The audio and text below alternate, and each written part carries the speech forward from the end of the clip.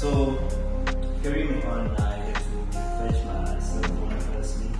My cell phone and the project, I would have to get the call towards so whenever I detect light fire towards this project, the GSM will call immediately towards the cell phone after some seconds.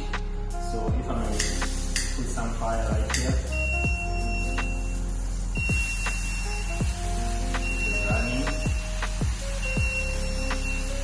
As it's running, it will call.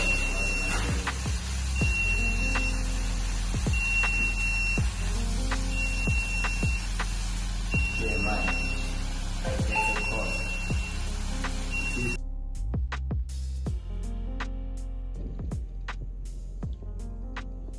Right now, the percentage of water and the system status, it is shown.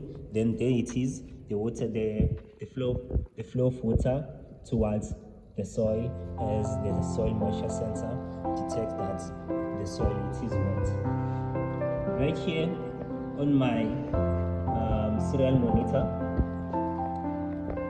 also the system, it is showing what is happening on the system. It's displaying all the results, as there is my code